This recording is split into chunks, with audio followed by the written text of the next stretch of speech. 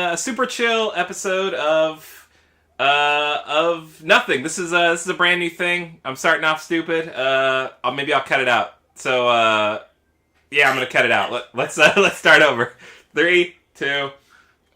Ladies and gentlemen, welcome to a super chill Sunday recording of a brand new series on the Corky's World channel. I'm Corky as always, and you already see by the thumbnail that I'm joined by Professor Sanford. Yo. Guys, at the time of our recording, the SNES Classic is a topic of discussion, especially with how quick Nintendo shut down production of the NES Classic. So, Professor Sanford and I got together, and we thought it'd be fun to list our own top 10 versions of what games we'd like to see on the SNES Classic. That sound about right, Professor Sanford? Yeah. One thing to note is that, as of right now at least, the SNES Classic is still just a rumor. So, we may be talking about this for nothing, but, you know, whatever. But it would be incredibly stupid for Nintendo to not jump on this opportunity, just like when it's very obvious they have the technology to do something like this. You know, they've been porting SNES games and NES games to a DS for years. It wouldn't be very hard to slap together something like this. But then again, Nintendo also made the decision to stop making the NES Classic, which was making them crazy amounts of money. Yeah, a lot of people who wanted them still don't have them. They pretty much sold out entirely, but there's still plenty of demand. Basically, the theory is, and I think it's a good theory, is that Nintendo is just going to try to produce a nostalgic, item like this for the Christmas season every year, just to basically get money, increase their profit lines around that time of year, and not put too much into development for it. So it's just a limited edition item every year, which sort of makes a lot of sense. Yeah, that makes perfect sense to me. Before we get too further, guys, I have to mention our sponsor for today's episode, Cool Discussion, our favorite store in the Citadel. Make sure you check them out whenever you are in space. Great. Wonderful. I took a drink of coffee and I almost spit it out because Sanford's response was very funny.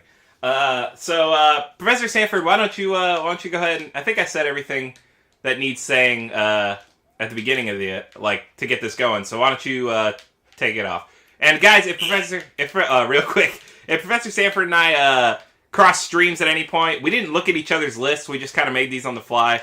It would be very shocking if we didn't have at least some similarities. Yeah. So they definitely will cross at some point. I already know this because Corey told me just a couple of the ones that are going to be on his list, and they're on my list. So we're basically doing like the top 10 games we would want on the SNES Classic.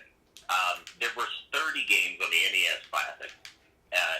Since the SNES Classic isn't even confirmed yet, nobody knows how many games are going to be on it. Probably not going to be 30, but probably be more than 10, hopefully. But the unfortunate side of things, especially for the just the nature of this sort of product, there's a lot of great games that would just be impossible to get on there due to licensing. So some games I ignored because there's no way they could get like Turtles in Time on an SNES. Like that game is made by Konami, but Konami doesn't have the license to publish Turtle games, right now. Anyway, so the 10 games that I could see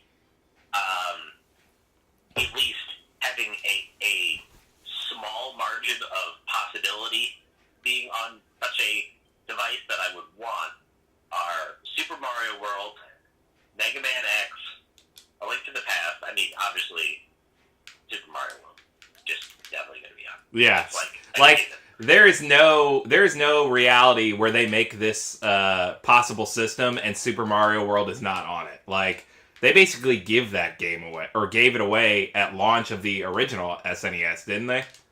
Yeah. So that's the poster child for the SNES. Then, as my list goes on, it gets less and less likely. Earthbound, which, who knows about that. And I'm going to interject there, which I actually think that's a possibility, because didn't they put Star Tropics on the NES Classic? Yes. Star Tropics was on the NES Classic, which was somewhat of a surprise. There's no reason they couldn't put Earthbound on the SNES Classic. The only reason I'm hesitant is because Nintendo doesn't seem to like to admit that Earthbound exists for whatever reason. It took them years to put Earthbound on the Virtual Console. Didn't get on the Wii Virtual Console outside of Japan, and it didn't get put on the Wii U Virtual Console right away either. So they were basically running a distribution service for their classic games, and they didn't put Earthbound on it outside of Japan for like 7 or 8 years. And for some reason, on the Wii Virtual Console, Earthbound costs more as NES did. So, who knows there? I still remember seeing Earthbound in, like, which, it would have been, like, Funko Land at the time, right, Sanford? Yeah. And, like, it had the giant case, because didn't it come with a strategy guide? Yeah, it was, like, packed in with the strategy guide. So, it cost, like, $80 in 1994 money. Well, and I couldn't remember, I read something that they put it in there because the people that made the game didn't think we were smart enough to understand it without including a massive guide. Yeah, it's sort of a weird type of game. It's an RPG. It's not even the most complicated RPG I've ever played. It's just, I think they didn't think people would take to the world because it's not set in the standard swords and sorcery or sci-fi universes of RPGs, usually. Yeah, but I mean, like, you and I could talk about Earthbound for an entire episode, so... Right. So, we won't, though. We might. Did I say Super Mario RPG? Super Mario RPG. It's a great game. And, considering, I put that on the list. It's an interesting game. I've never played through it all the way. I do own a copy, though. But I was, in preparing for this episode, I ran across some polls of what games people want on the SNES Classic the most. And Super Mario RPG was the winner of those polls. Holy cow. Yeah. I feel I feel like that's one of those things, though, where it's a game, like, maybe, of the people who've played it, I gotta say, like, it's gotta be under, like, 20% have actually finished the game. Yeah, probably. I feel like that's more like a nostalgia thing. I think part of this comes from the fact that there's something with Super Mario RPG that makes it very difficult to emulate. I don't think it runs right on emulators, and that even if you own the cartridge itself, it doesn't work. I could be wrong about this. Maybe it works on the newer versions, but I don't think, because the cartridge has this unique emulation and copyright system, that, like, protection system that they didn't use in other games, I don't think it runs in retro. Oh. That could be contributing to this. Alright. Good old Retron. A game that probably won't be on it, but I'd love to see on it, and I know millions of other people would, and there's no reason it can't appear on it, is Chrono Trigger. Yeah. Which I just want on it because it costs $1 trillion. When I was making my list, I started in the same vein that Professor Sanford did, of, like, things that I think the public would want to be on there. And Chrono Trigger, even though I've never played it, also made the list for me because it just seemed like a no-brainer. Like, why wouldn't you put that on there? Yeah. Chrono Trigger isn't on, Virtual Console, so I don't know how great the relationship with Nintendo and Square is right now in regards to hashing out these deals to get them put up digitally. But is it not on there? Not on not on Wii U or 3DS. I think I thought it was. Oh, I could be wrong. Or maybe it just got released. Like I know they made they did the DS port a few years ago. Yeah. Was that for 3DS or was that regular DS at the time? It's regular DS. See, that's what I thought. Maybe I don't know, maybe it's just something they didn't want to deal with, or like you said, maybe Square isn't giving it up, which would also lead to complications with RPG, wouldn't it? Yeah, but because Mario RPG has Nintendo characters in it, that is at least on the Virtual Console, so I think it has a better chance. Yeah, I actually I own it on the Virtual Console, and I maybe played like 30 minutes of it, and I was like, oh, this was cool, I remember this, and then I just dropped it for whatever else I was playing at the time. Because my attention span is that of a goldfish. Indeed. Probably a little first. Just to round out the list, the Super Metroid, you gotta put it on there. Yeah. I mean, people love it. I love Metroid, kind of, but, you know. Yeah, that's another one. Nothing else to say about that, but... That's another one that made my first draft, despite me not being a huge Metroid fan at all. Yeah, it took me a little bit to get into Metroid. It really wasn't until I played Metroid Zero Mission just a couple of years ago that got me more into the series. And that Zero Mission is essentially a remake on the GBA, in case anyone doesn't know, of the first Metroid game, just more in the style of Super Metroid. So, and to round it out real quick, the last three games on my list are Super Mario All-Stars. They might be jerks and not put that on there, or count that as like multiple games, but come on, put on All-Stars. You know. That was my thought, because then you'd get all those ones that people weren't able to get on NES because they ran out of time. But then it's like, if you think of it in terms of cartridges, it's one slot, and you just knock it out of the way. Yeah. And then the last two, Donkey Kong Country. For sure. Don't know how that would work out. But I mean, Nintendo owns the right to it. The fact that it was produced by Rare really hasn't hurt Nintendo re-releasing it, I believe. So, should be on there. And then for gameplay balance-wise, like to have a different type of game on here, the last game on my list is Tetris Attack. No-brainer. Come on, people. That game is crazy fun.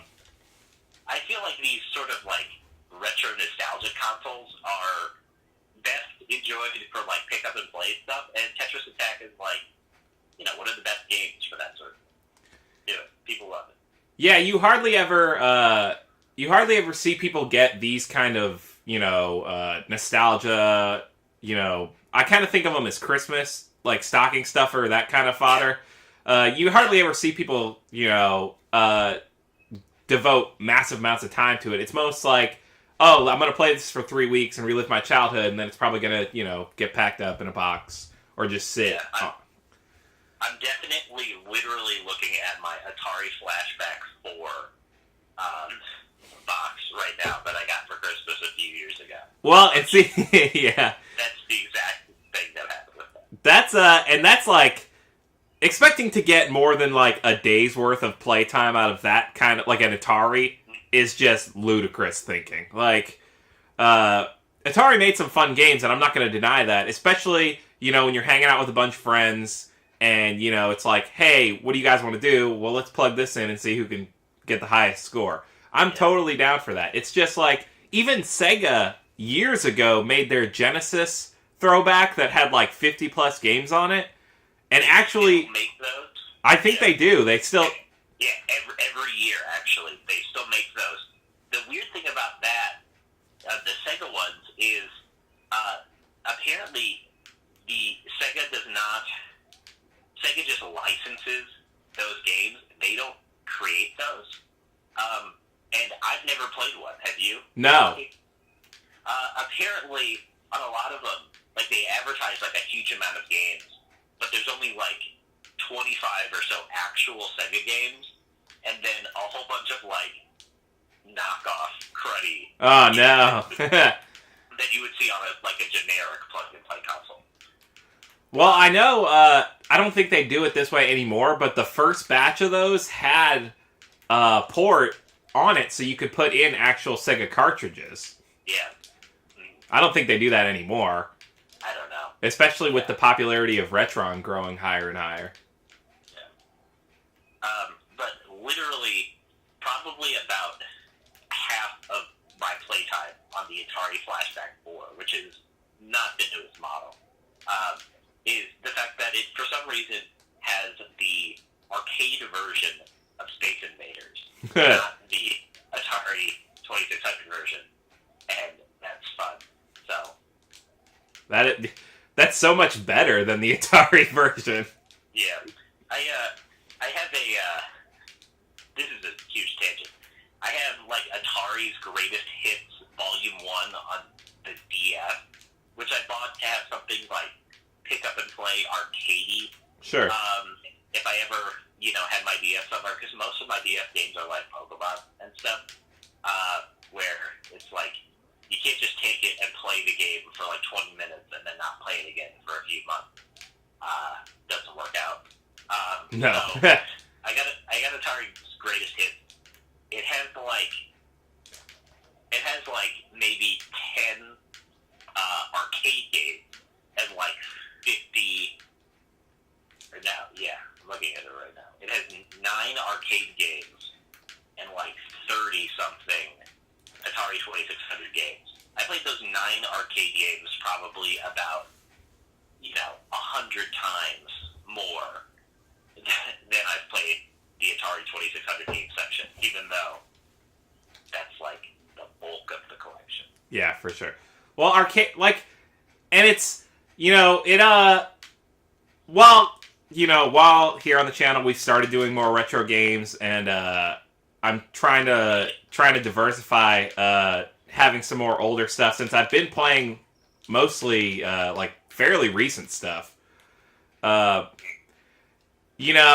think there's a fine line between saying, there used to be some really cool older games, and just saying it for the sake of saying it. Like, I can't ever think I would want to sit down and play an Atari or a ColecoVision or, even there are only a handful of NES games I'd really like to devote time to. Yeah, it's sort of I hate this expression because I think it oversimplifies things, but everyone says like certain games age better than others, which I don't necessarily like that expression. I think it oversimplifies things as a person who loves retro games, because people are just like, people I think just use it as a reflexive thing. It's like, I've heard people say like, oh, Smash Brothers or Melee didn't age well, or GoldenEye on N64 didn't age well. I'm like, you're insane. Yeah, wrong. Incorrect. I think more people play, about the same amount of people are into the Melee scene as into the Smash forces right now. And just because GoldenEye came out before twin-stick shooters doesn't mean it didn't age well. It just means you're dumb and you don't know how to play first versus shooter. I actually played GoldenEye with a friend recently, And it was, you know, the multiplayer in that game is almost impossible to beat or recreate. Like, it's just such a good time. Even just two of us running around killing each other was such a blast. I played the story mode, and granted, it does take you a while to acclimate to that controller, but, you know, once you do it, it's fine. But on the other hand, which is sort of my point in relation to what you said, there are some games where just as time progresses, you know, what sort of was the standard for that time becomes sort of ludicrous. Yeah.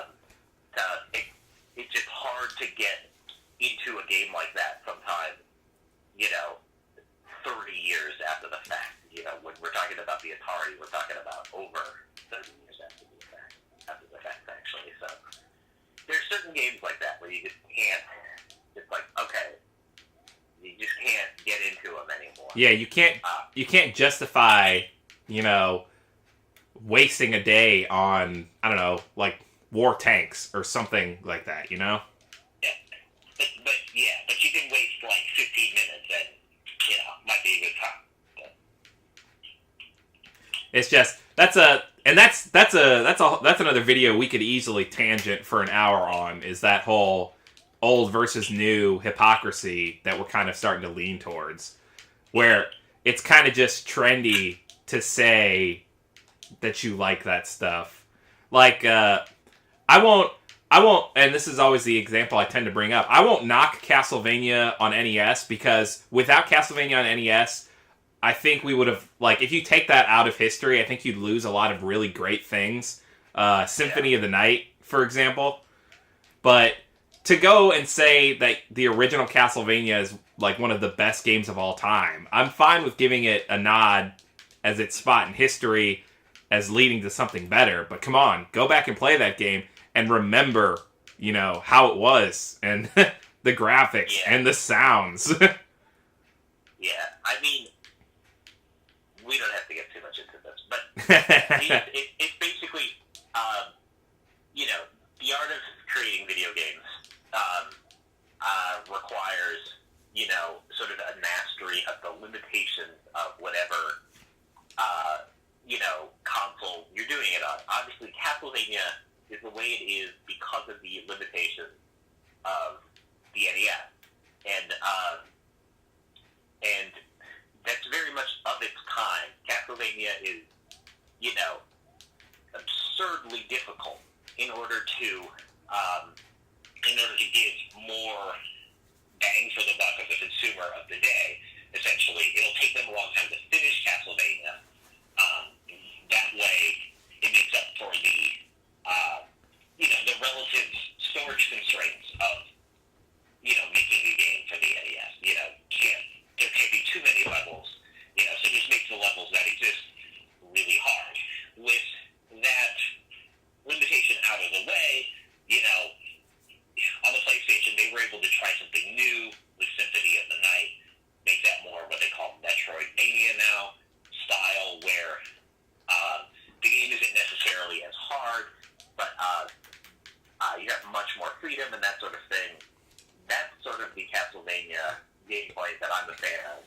Not as much the, you know, just the blisteringly difficult platforming of the classic game. Yeah, like I said, we're going to try and steer away from that topic, because Sanford and I could talk about that all fucking day. But Professor Sanford, I believe that's your wrapped up list, right? That's it. Yep. All right, guys. So where Professor Sanford leaned more towards the standard, the straightforward side, I started to dive further and further away, and my top 10 list is probably going to sound a little ridiculous, and there might be games you haven't heard of, and if there are, leave a comment down below. Professor Sanford will answer questions, or I will try my best. But we're going to, right off the bat, Super Smash TV made my list. That game's an incredibly fun multiplayer game and standalone, you know, play by yourself. I remember renting that and just having an absolute blast. I played it on emulators a ton. I played it in arcades. It's a all-around good time. I had considered that for my list, Yeah. What? I don't know. That game was made by Midway. I don't know who owns the rights to that now. I think it might be Warner Brothers. I think Midway. I want to say it was on 360, but it might even have been Xbox One and. Yeah, it is. Yeah. Got that game. Yeah, the collection, right? Yeah. Yeah. Let me just check. You can go on yeah. That collection was published by WB Games, but WB must own the rights to Smash TV again. But they'd be fools to miss out on that opportunity. Next, which I wouldn't even know where to begin finding the licensing for this game, but Flintstones: The Treasure of Sierra Madrock. Now, this is a game I've brought up to Sanford in the past, just because whenever I get in the emulating mood and I start just finding a whole bunch of ROMs and stuff, this is usually one that pops up on my list. And for any of you who don't know, the game was kind of a board game-esque platformer where you take control of Barney and Fred Flintstone, or Fred Flintstone and Barney Rubble, and then make your way across this map, and then try and find stuff that was stolen from the I can't even, whatever the fuck their club name was. Do you remember? I don't know. It was like the Water Buffaloes or something like that. Yeah. I think it is the Loyal Order of Water Buffaloes, whatever. But it was just, They definitely had horns. yeah. It was just a great platformer, a really cool idea at the time, so that made my list. Next is the Jurassic Park game. Now, Jurassic Park, between the Genesis and Super Nintendo, I believe, had 4 or 5 games. But it's 5 as far as I can recall. And There's 3 on the Genesis, 2 on the SNES. And 4 of them are terrible. But the one I'm talking about was a top-down shooter, essentially, that had first-person shooter elements mixed into it. It was based on the first movie. You played Alan Grant. It was a good time. I think it would be great on the console. But then again, this could be something that could easily be brought back with the release of Jurassic World 2 next year on its own little bundle. And this is something I actually wanted to talk about really briefly, how more and more companies are taking old games and bundling them together and releasing them in packages. Now, I don't want to say it started with the Rare collection, but I feel like the sales from that kind of kick-started a whole bunch of other things.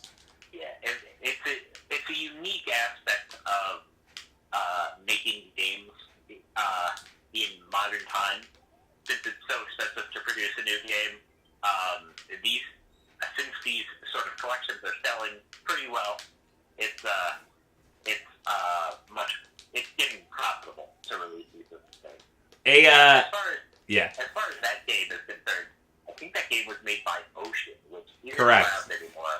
So who knows?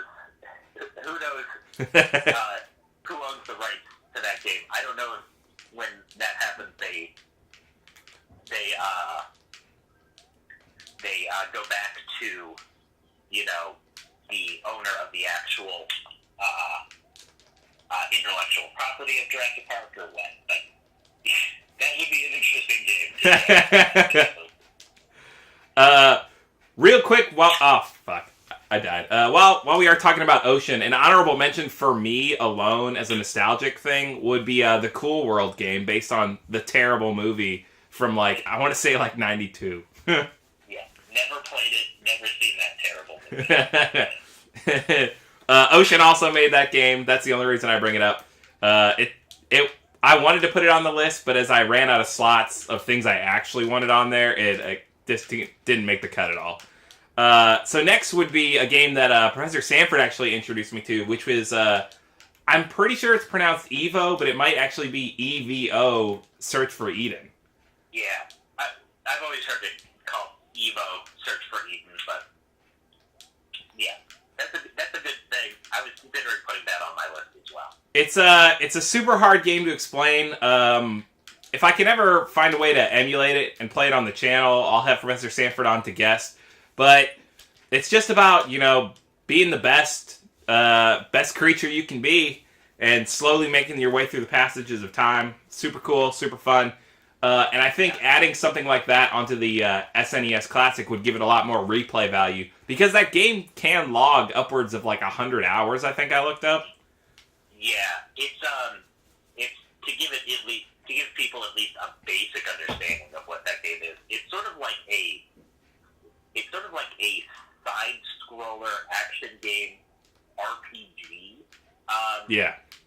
As you like take a prehistoric creature and go through time and different stages of time, and you defeat enemies and level up in different parts of your body and can evolve in certain ways to your preference to make the game, to change how strong you are and change up the gameplay.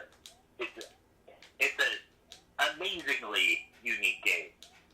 It would be great on the collection, and a loose cartridge of it costs like $300. So Christ. it would be great to have that on the collection. Oh man, I feel like that would alone be enough to drive sales. Yeah, I don't know if enough people know how great Evo is to drive sales. I would certainly,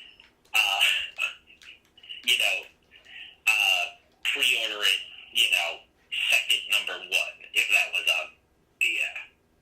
on the collection. For sure. Moving on my list, I put Clay Fighter 2 Judgment Clay Edition, which I knew I wanted one of the Clay Fighter games on there at least, and I just feel like 2 was so much more fun. It added a lot more characters and also got rid of some that didn't need to be there in the first place. Professor Sanford, I don't know if you have, I'm sure you own at least one of the Clay Fighters. Yeah. Clay Fighter's not a very good series in my mind. But Clay Fighter 2 is probably the best. So. Like I said, it's a fun multiplayer game, because while the mechanics aren't great, because they're really not good at all, it's just one of those funny games to put in with a couple of friends and be like, hey, let's see who can be the best at this terrible fighting game. Because Ultimate Mortal Kombat and Killer Instinct were also honorable mentions on my list. Same with Super Street Fighter 2 and, or Tournament Edition or what have you. But that one just... we may realistically see Street Fighter on this list, on the actual thing. Who knows? Yeah, that's why I didn't put it on here, because it just seemed so likely to actually be there. So Clay Fighter, moving on, is the Addams Family movie game that got released on SNES. It's nothing more than a standard platformer, but the art style was really incredible. It had so many unique areas in it, and the weapons and power-ups you could collect were just super cool. I thought, again, I keep listing things that, I have no idea who would own these properties. I'm pretty sure Ocean also handled that one as well. I'm pretty sure you're right. Also published by Ocean, I think. They sort of specialized in, movie properties, games. Well, and it's such a trope to say if a game is based on a movie, TV show, whatever, it's automatically going to be bad. So while there are a handful or bucketful or what have you of terrible tie-in games, it really makes me mad that a lot of the good ones, or even the okay ones, just kind of get swept under the rug for that matter. Yeah, some of the Ocean games are good. Is all I'll say about that. Some of them are good. Moving on, I want any Mighty Morphin Power Rangers game. And granted, this could be a collection in the works with the popularity of the new movie. It's a series that's been going on forever. And if you want more information on that, the Angry Video Game Nerd, and not in nerd persona, I don't think, James Rolfe, did an amazing 2-part outsider view of the whole series. Or at least I thought it was good. I don't know what Professor Sanford thought. Yeah, no, I mean, haven't. Yeah, it was pretty good. But, there are 3 to choose from on the SNES.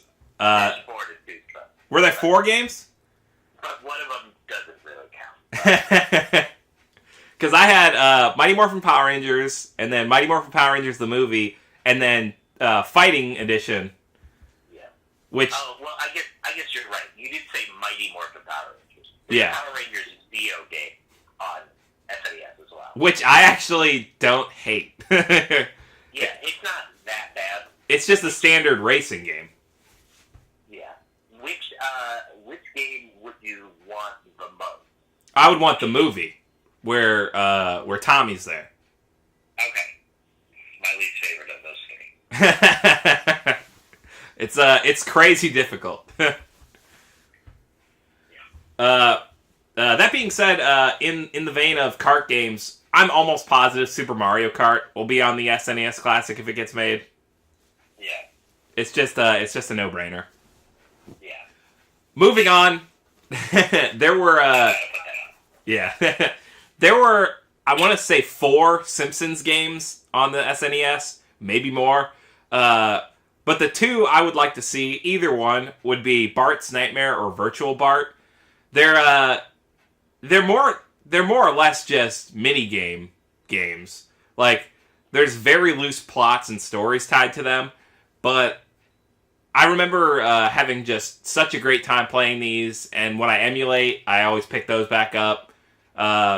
They're fun, they're difficult without being unforgiving.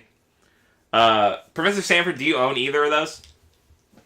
No, the only Simpsons game I have on Super Nintendo is Krusty's Super Fun Land. Which is one of the other 2 I was talking about. It's a puzzle platformer sort of deal. It's weird. It's weird. It's weird. But those games are both incredible. If I can ever, I don't know, I might look into getting a Super Nintendo and seeing if I can start recording some of those. I'm pretty set where I'm at right now with my consoles, that I don't know that I need to add a Super Nintendo. But you've only gotten like 4 new consoles this year. Yeah. So I don't know that I need to add any more at this time. But like we keep a lot of the games on my list come down to the fact, or keep coming back to the fact, that they could be brought back in collections because they have enough games to merit a collection. Like Simpsons could easily churn something out. Same with Power Rangers. There are enough of those to make a game. All right. Next on my list, Professor Sanford said there's no way it could happen, but that doesn't make me not want to hope for it. Turtles in Time is probably one of the best Super Nintendo games, let alone games of all time. Yeah, it's just phenomenal, and it's so bizarre that but the Super Nintendo game is better than the arcade game. Yes. Yeah, it would be amazing if Turtles in Time was on the collection, but it's very unlikely.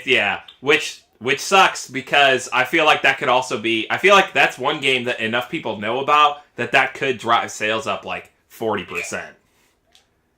Yeah. It's I'm literally wearing a t-shirt that uses the sprites from Turtles in Time right now. Awesome. I want that shirt. So to wrap, the end of my list is a game that was on both consoles at the time, Genesis and Super Nintendo.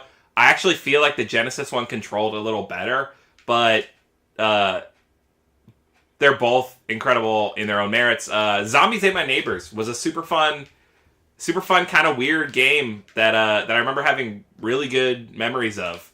I didn't own it, but I rented it several times.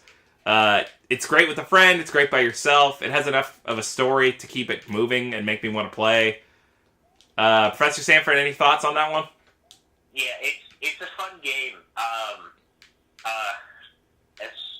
It would be a really good addition to the collection. As far as licensing is concerned, that game is actually made by LucasArts. Rest in peace. I don't know what the legal rights ownerships are for LucasArts games, considering LucasArts got bought by shuttered, so maybe Disney owns the rights to those games. So, someone obviously owns them, and whoever they are, they're trying to push them back because recently I saw all LucasArts games sale, and they were all down like 75 to 25%. mm, Granted, a lot of those were like Lego Star Wars, but fucking, why can't I think of the name of it right now? With The Force Unleashed 1 and 2 were on there. All more recent games. As far as they have been releasing some classic LucasArts games. Obviously, there's like HD remake anniversary editions of Super Monkey Island and Super Monkey Island 2 Yep. on 360 and PS3. So not impossible. It's just sort of murky waters. I don't know that it was recent that it happened. Maybe it was just a sale I saw or something. But Super Star Wars, Super Empire Strikes Back, and Super Return of the Jedi are also on the Virtual Console now. That's true. Yeah, they are.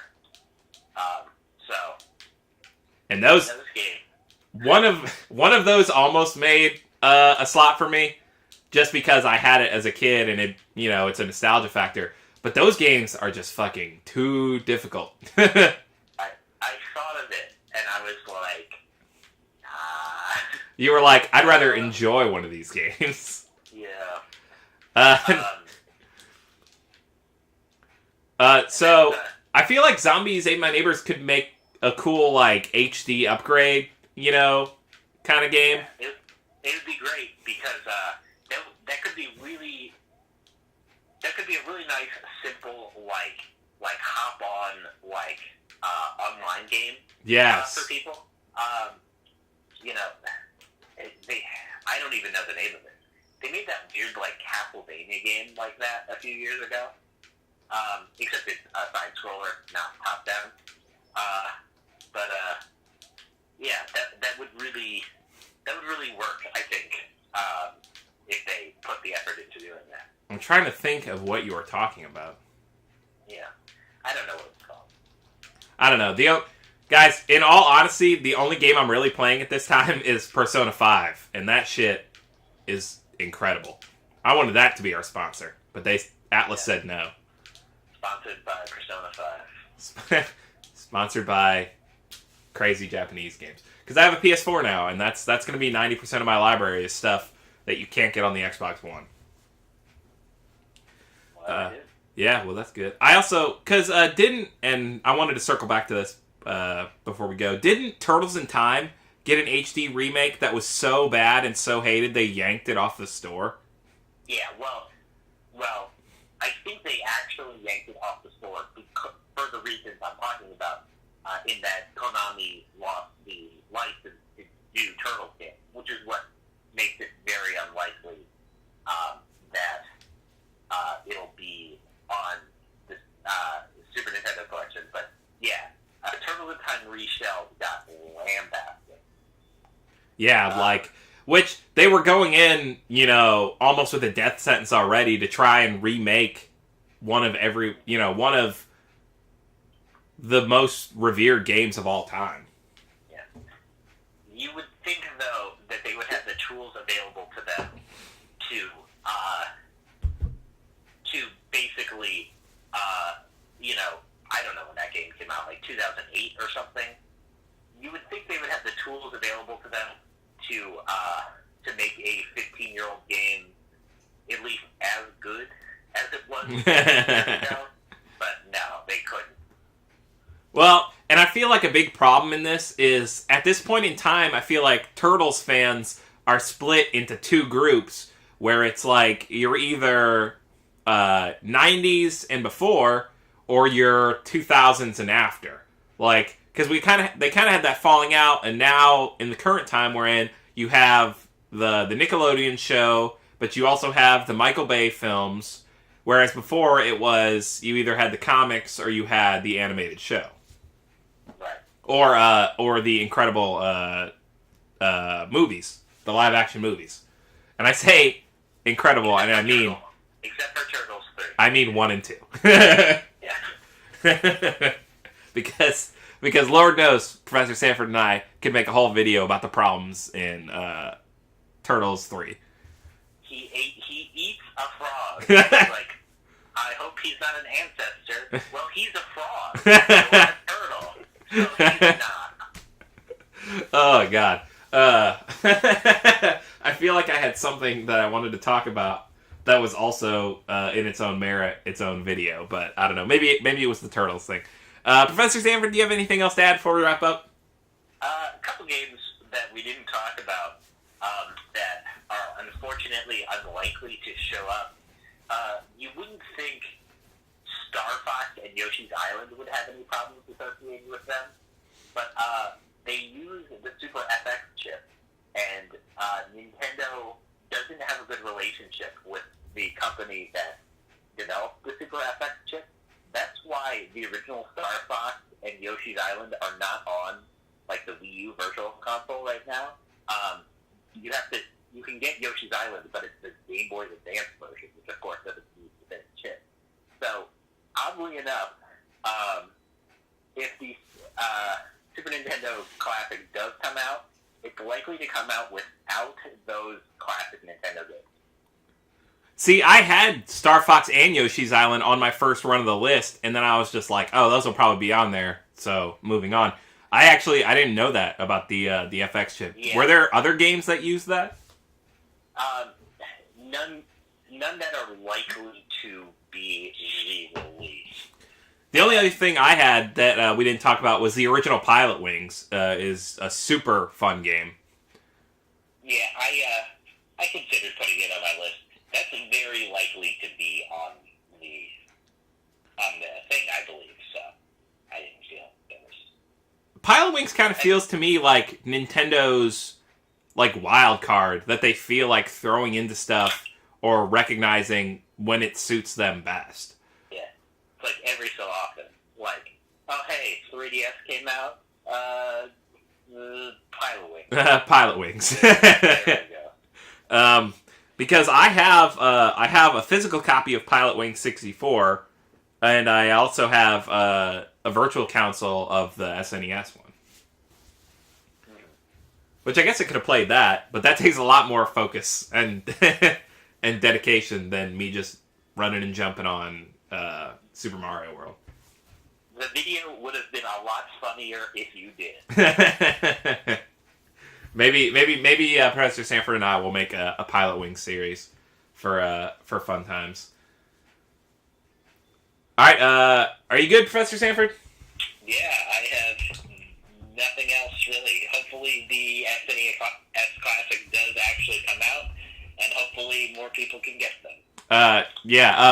Real quick, I wanted to add, my aunt is a bigwig at a Toys R Us in Illinois, and she alerted my uncle that they were going to have NES Classics, like they had their last shipment come in, and my uncle went to a Toys R Us at 4 a.m. and camped outside to get one. And it was like still when it was really cold. And I'm like, I messaged him and asked him how it was, and he hadn't even set it up. And I was like, what was the point of getting it if you weren't just going to immediately go do something with it? So I need to go to work. Yeah. so that I can afford to go camp out at 4 a.m. So shout out to Uncle Lewis and Aunt Grief. Guys, thanks so much for tuning in. Thanks for liking, commenting, and subscribing if you did. Let us know in the comments down below if we missed any of your favorites or what games you'd like to see on the SNES Classic, if it ever exists. Guys, it would be super dumb of Nintendo not to jump on this opportunity. Granted, eventually you reach a point where you're just porting stuff that you've already, that you can't do anymore. Because I feel like if this continues, N64 would probably be the last one to get a classic. I don't think they'd make a GameCube classic. No, especially considering that apparently they'll be releasing GameCube games for download on the Switch at some point. So. Yeah, let us know in the comments down below if you have a Switch and what you're thinking about it. Neither Professor Sanford or I have one yet, because who can fucking find one? Yeah, that's I mean, I always look when I'm in a game store or I'm at Walmart. I always check. I know what I'm going to do if I ever see one sitting there. Like, just scoop it up and then, I don't know. There aren't enough games on it that I want to play right now, so it doesn't matter. Yeah. I mean, Breath of the Wild is on Wii U, and as Corky knows, I took to that, very, very, very quickly. So, there's no reason for me to own a Switch yet, but... Granted, I would like to play Splatoon 2, and there are some other things in the future that I'd like to play. But have you heard... Anyway, that's another topic for another video. So guys, always remember to be good to yourself, be good to each other, and Professor Sanford and I will see you in the next episode. Later days!